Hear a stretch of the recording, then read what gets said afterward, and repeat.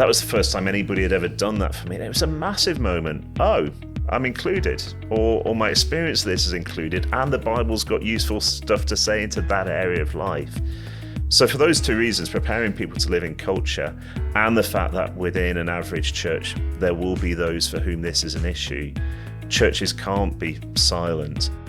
Hello and welcome to Independence, the FIEC podcast. Great to be with you for another episode. My name is Adrian Reynolds. I'm Head of National Ministries for the FIEC, and I'm here with Andy Robinson. Hello, Andy. Lovely to be with you, Adrian. I learned when we did a previous episode that you're from Manchester, so welcome to the South, otherwise known as Market Harbour, FIEC Towers. It's great to have you with us. And we're here to talk specifically about how we care in church for people with same-sex attraction. Now, I'm slightly nervous about this because I'm nervous about language and things like that. So, first of all, you work 2 days a week for Living Out, which is an organisation that helps the church think about just this issue. Think about some of the theological issues as well as the pastoral issues. Just to be clear, we're not going to do theological issues particularly today. We're going to save that for another podcast. But we are here to talk about pastoral issues, how we care for people, which is part of shepherding. It's part of leading, isn't it? Yeah. To care for all those that the Lord has given us. So just lay out some of the landscape for us, and just help me to start off with. I'm talking about same-sex attraction. Is that the best language to be using? Yeah, and people do use various language. So at Living Out's a group of Christian leaders who experience same-sex attraction themselves, committed to a biblically orthodox view on sexuality. So that's the story of all of us who are involved in it. So part of it would be, what language would I want to use to describe myself? Right. Often I will use the language of, I'm a Christian who experiences same-sex attraction. And the reason I will often put it like that is it's an identity marker. So the main thing about me is that I'm a Christian, want to live with Jesus Lord, child of God. And another true aspect of my experience is that pretty much since teenage years, my attractions have been towards other guys. And so I will use it just as a description of my experience of life. It's worth saying in some contexts, same-sex attraction can feel quite weird and clunky language.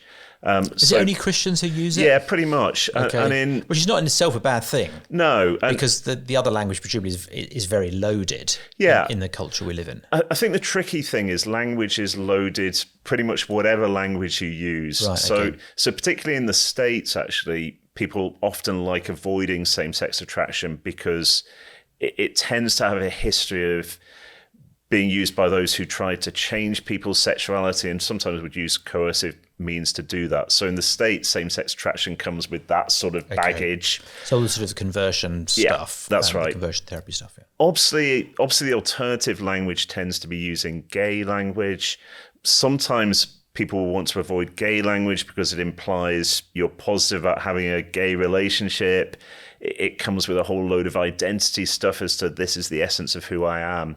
So the really cheerful news is most language is tricky on this. Yes, thank you. So part of me wants to say relax. Although it's interesting because a lot of church leaders will say most language is tricky. So I'm just going to go for silence. Yeah. So you're saying relax.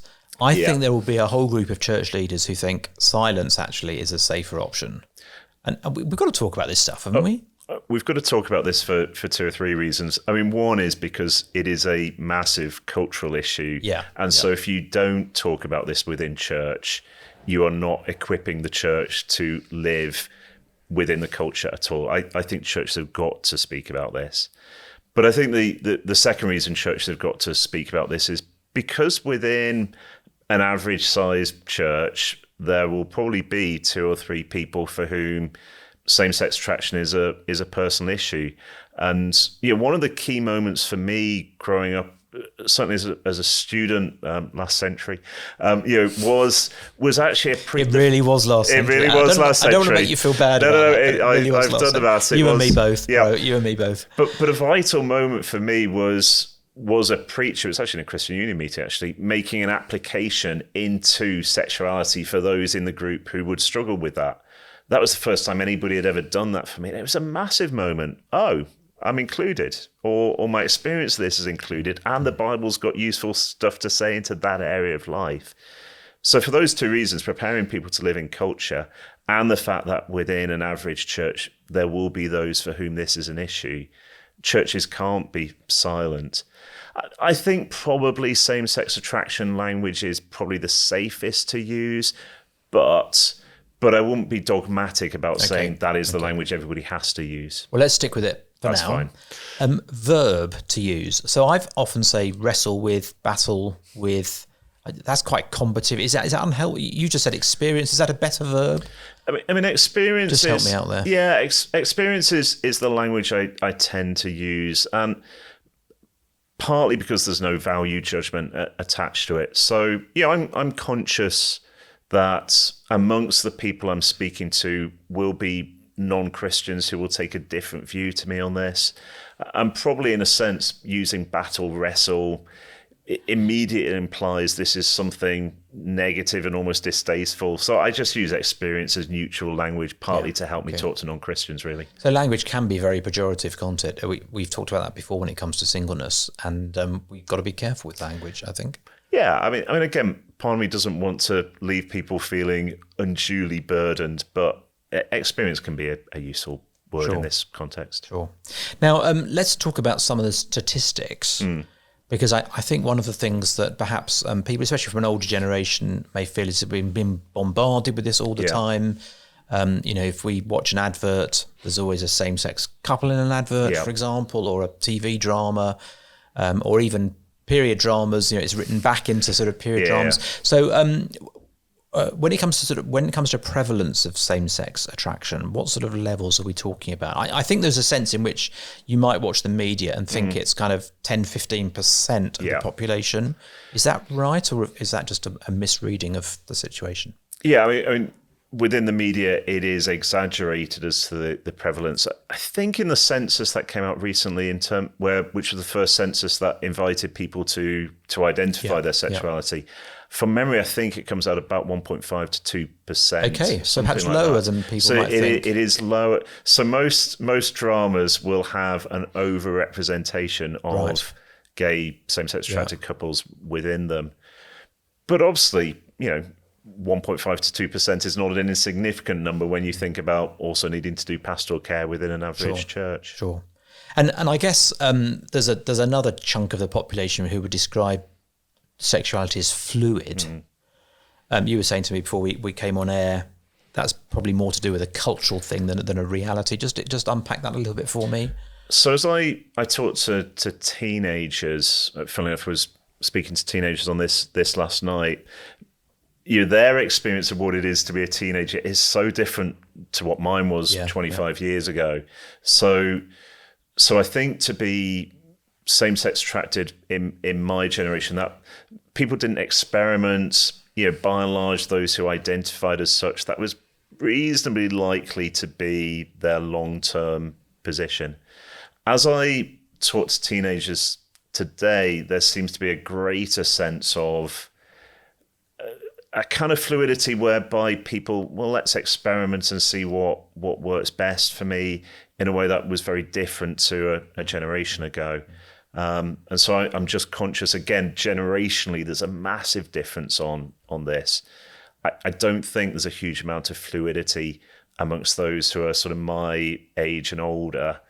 I think if you go younger, there is much more a sense of people talking about fluidity, experimentation, and so on. So there's quite a generational difference on this as well. Right.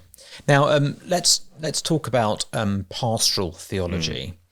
And I guess especially we need to distinguish, don't we, between how we are dealing with folk who are believers and those who are not. I think there is a again, perhaps it's a generational thing to some extent, but I think all of us have this deep in our hearts, really, that when we see people who are following sinful lifestyles of any kind, in fact, and they're not believers, our initial reaction is always to fix that. We see someone come into church, perhaps they're dressed in a certain way that goes against our culture, or they're living a certain way, and we think we've got to fix that, and and then bring them to Christ. We've got to see the primacy of the gospel when dealing with those who are not believers, right? Absolutely. So if you look at Romans 1, for instance, homosexual practice or approval of homosexual practice. In Romans 1, that's a symptom of a problem rather than the cause of it. Right. So in Romans 1, human beings don't glorify God nor give thanks to him. As a result, God hands us over to a whole heap of things, including homosexual behavior and approval of it. So it seems to me in Romans 1, that's a symptom of a problem rather than the cause of it. The problem is, as human beings, we don't give thanks to God nor glorify him as God. And so certainly in our culture today, people are not going to change their view on sexuality, it seems to me, actually, unless they get converted, unless they come back to God, unless they hear the gospel. And it's worth saying, isn't it, that the antidote to homosexual practice in Romans is the gospel. It is the gospel of Christ crucified and the work of the Spirit. And if I'm honest, I suspect we've made some missteps over the years in thinking that we can run campaigns on this divorced from the gospel and think those will get traction. Okay. And let's be honest, that is really helpful. We haven't done really. We're going through a very short series in Jonah at the moment at church. It's very striking in Jonah chapter 4, how angry Jonah gets because God shows mercy, not judgment. I think it's a very current word to us. Really, I mean, it always has been, I think, that we, inside of God's people, we look at those outside and we see sin for what it is. That's right. We see God's judgment against sin as being a terrible but necessary thing. That's right. And we're a bit like Jonah. We get so angry we could die. We wish that God's judgment would come down rather than God's mercy. Yeah. And actually that compassion that we need to show for the lost needs to extend to people, even whose lifestyles, absolutely, in all kinds of different ways, we might find distasteful or difficult or whatever else it may be. And we've got to teach our folk that, haven't we? We've got to teach them that God is a God of compassion towards those deserving of judgment. He delights to show mercy, and we must too. Absolutely. And it's interesting in the light of debates going on within certain parts of the church at the moment. As you look at 1 Corinthians 5... That was very coy, by the way, certain parts of the church. We all know what you're talking about. This is an FIEC podcast. We can just say certain parts of the church. That's fine. I've been well trained. But you have Paul in 1 Corinthians arguing desperately for the purity of the church, and at the same time, saying there are certain professing believers who are not to associate with because of their sexual conduct. At the very same time as he says, of course I'm not talking about the unbelieving world. Of course you shouldn't withdraw from the unbelieving world. Yeah. And so certainly with my living out hat on, I'm desperate to fight for the purity of the church on this issue, at the very same time as I want to tell Christians to go and get to know their gay non-Christian friends. I'm passionate about having a clarity about the difference there. And it seems to me, one of the lines I'll sometimes use is, as a church, our goal is to slightly baffle people. And so, you take 1 Peter 2, we're to live good lives among the non-Christian world. I think our goal has to be to go out into the non-Christian world in such a way that people are slightly baffled by our view on sexuality and see it as outdated and old-fashioned. And you'd also notice our love and compassion and kindness, including to gay couples. And they're just mystified. How do you put those two things together? Yeah. We, as it were, we leave a great big question mark behind us. Okay, you're really old-fashioned on sexuality, and yet you're so kind and compassionate. How does that work? That is the thrust, isn't it, of one? It's interesting in 1 Peter. We are in 1 Peter times, aren't we? We are strangers and aliens. We always have been, I know, theologically. But we find ourselves more out of step with the world on these kinds of issues. Yeah. And so we do need to live differently, and we do need to expect that people will ask us to give a reason for the hope we have. Absolutely. The way that evangelism seems to work in 1 Peter 4 is, people living those distinct lives, baffling people. I like that idea, and people will ask questions. Yeah.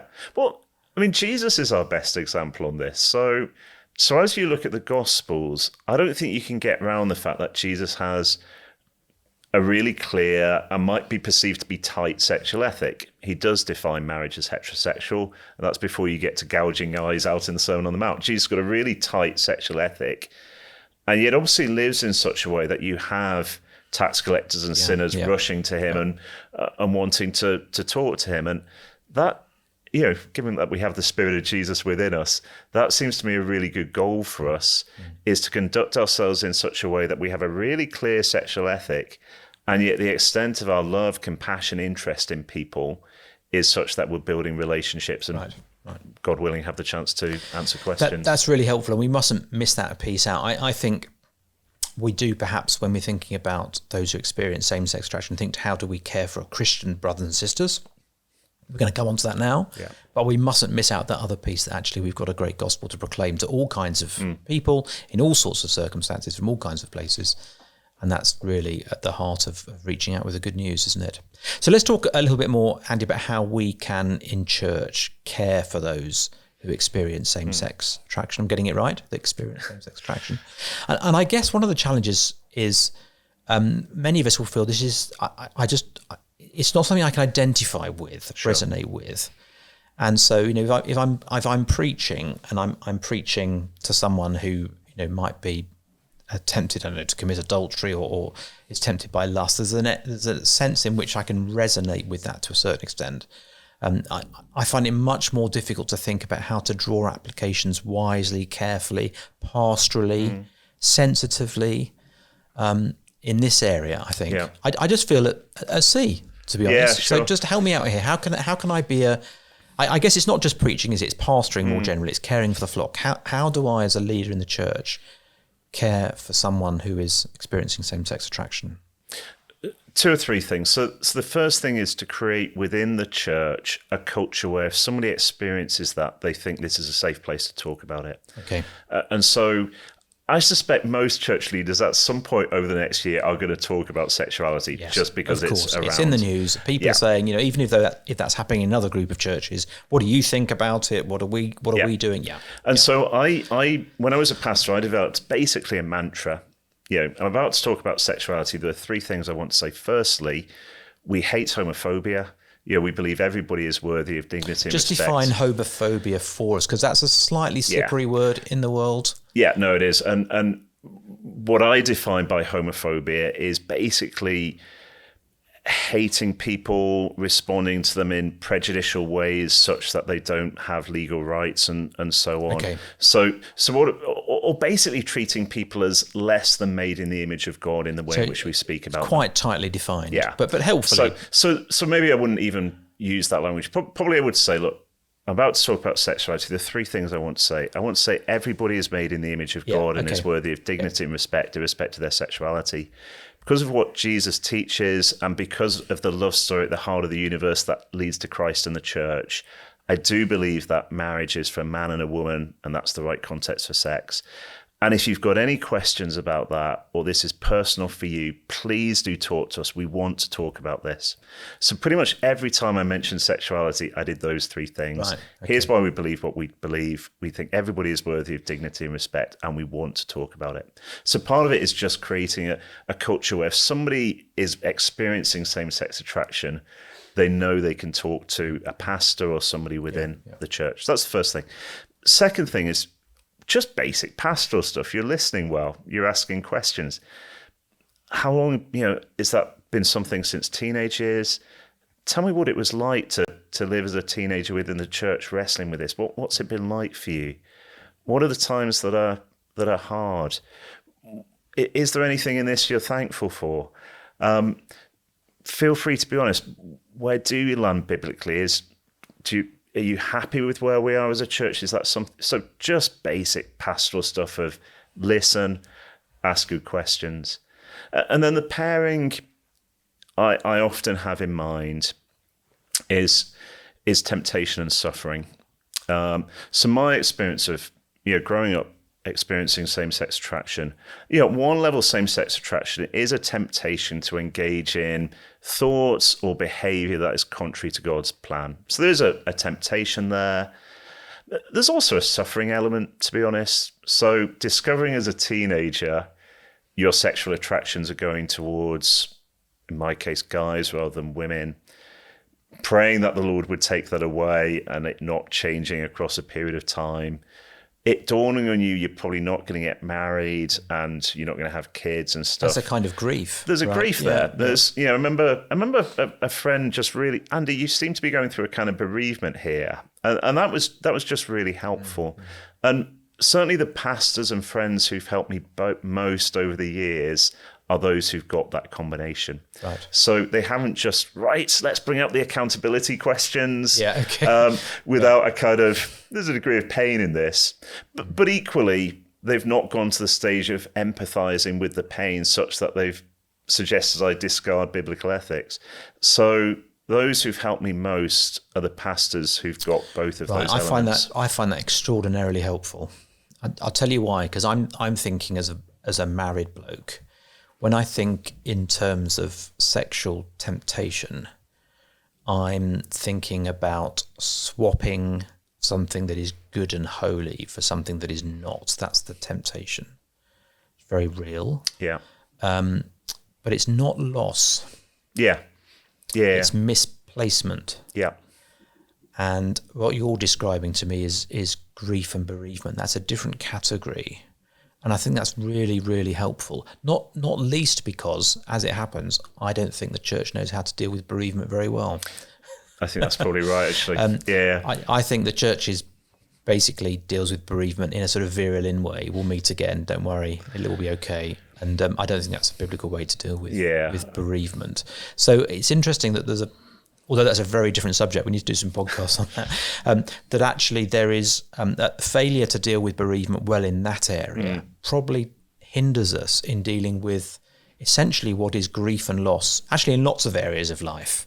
For a couple who can't have children, for someone who is experiencing same-sex attraction, for someone who can't get a job, there are different kinds of grief and loss. But actually, just generally, I think we're bad at dealing with the disappointments of unfulfilled hopes and dreams. Maybe not hopes and dreams. That's not quite the way to describe it. But life not delivering what society or culture or church even seems to promise is an ideal. Yeah, that's right. And if people have adopted from culture, the main way to find joy and satisfaction in this life is to find your other half or your romantic partner. There's a huge amount of loss, in a sense, we're saying to people who experience same-sex attraction.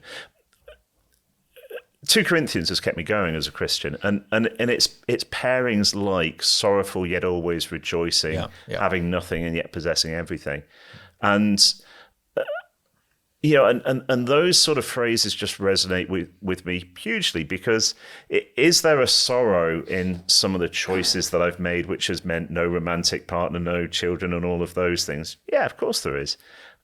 And yet, always rejoicing. Yeah, because in some ways, has it been the thing in my life the Lord has used to press me into knowing the Lord more?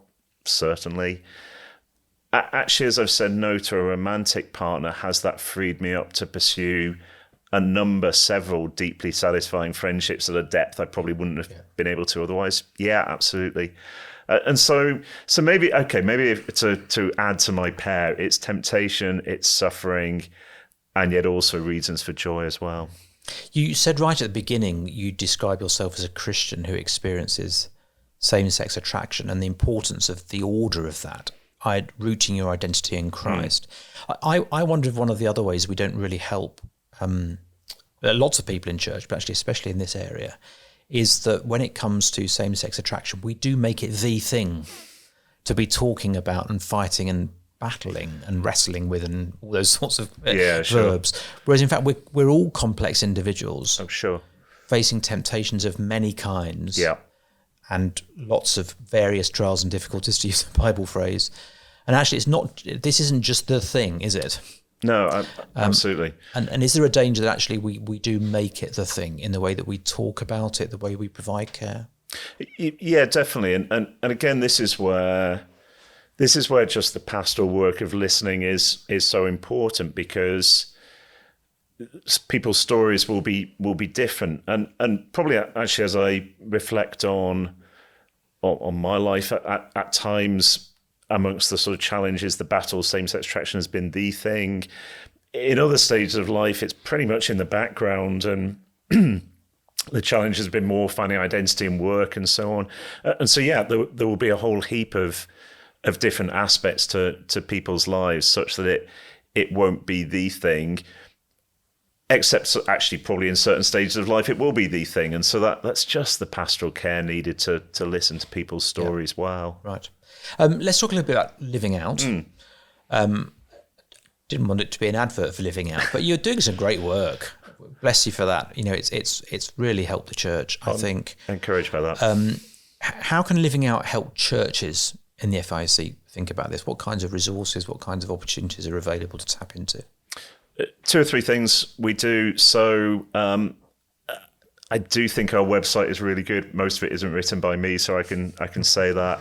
But most apologetic questions, most pastoral questions, there will be an article about it somewhere on the Living Out website. So if you've got a question linked to sexuality, seeing whether there's an article there might be the first way to go about it. One resource we've particularly put together for church leaders is we have a 10-point Living Out audit, which, again, I didn't write it, so you don't have to like it, but it's designed to be... Do I have to like everything you've actually done then, Andy? I said, well, quite. But we use it as a language to sort of how biblically inclusive is your church? And so it will have stuff like, how do we value marriage and singleness equally? Right. Does your church function as a family, so that those who choose not to have a nuclear family, perhaps out of loyalty to Jesus' teaching, nevertheless are wrapped up within a church family? Are actually all of us as Christians carrying crosses in different areas of life, not just in the area of sexuality? So we have this 10-point biblical audit, which I think is quite a useful resource. We've got a podcast, which, again, if you want to listen to 3 or 4 of those who not yet available in video. No, Independence. No, podcast. I mean, I've had to have a haircut, especially because this is in video. But yeah, if you want 3 or 4 people who experience same-sex attraction but wanting to live in line with Jesus' ethics, just talking about what it's like, that's, I think, quite a useful resource. And then we aim to do events where we teach into this, both 3 areas we try and teach into: biblical material, cultural material, how do churches pastor people well. So we run a series of events around the country. We're always looking for churches who want to host us to do that. So those would be the main resources we do. And it does seem to me we need to affirm Christians who are facing all kinds of temptations, seeking to live godly, Christ-like lives, don't we? So I think one of the great things we can do as pastors is affirm and encourage and, say to people in any context, when they seek to live for Christ, even when that's countercultural, even when that's difficult, say, bless you, brother. Bless you, sister, for doing that. I think that's what, I mean, I remember, obviously I've been talked about it very publicly over the last 10 years, but I remember the sort of slightly excruciating conversations with friends in the early years when, I began to talk about this being part of my experience. And I remember one, actually an FIEC pastor who just said to me, Andy, that must be really hard, but the fact that you want to live for Jesus, I can just see so much evidence of the Spirit at work in you at the moment. To be honest, I hate passing on stories like that, but actually just as a really good model of encouraging somebody who's wanting to live for Jesus, and there's a degree of sacrifice involved in that. That was just a statement. Well, I remember the conversation 15 years on. So there you go. Yeah. Andy, thanks so much for joining us. We'll put the link through to Living Out. Just one extra question. I'm springing this on you, so you might not be able to answer this straight away. Books that are useful for people to tap into, that would be useful for a congregation to read, congregation member. Are there some good books? Sam Allber is God, Anti-Gay, just been reissued, I think. Yeah, it has. Updated. Good Book Company. Other things that people could look at? Yeah, book that's just come out, and it's largely because the issue of sexuality is so tightly linked to identity. So Andrew Bunt's book, Finding Your Best Identity, really short, would be great for teenagers actually, but also for older folk. I still think Ed Shaw's The Plausibility Problem is a superb book linked to just how you get a church culture that helps same-sex attracted people. Which ultimately is the answer to our question. How do leaders care for those who are experiencing same-sex attraction? The answer is leaders care for people in any walk of life by leading the church into a healthy church culture. Yeah, that's right. Where there is a caring environment. Yeah, and I still think Ed's book is superb on that. Great. We'll put some links in the show notes and you'll be able to click through on those and buy them. Andy, appreciate you coming. I realise it's a very personal subject to be talking about, so thank you very much for your honesty. I've really benefited from that. Thanks for joining us on the Independence Podcast. Do rate and review, please, if you've enjoyed listening, and we'll catch up with you soon.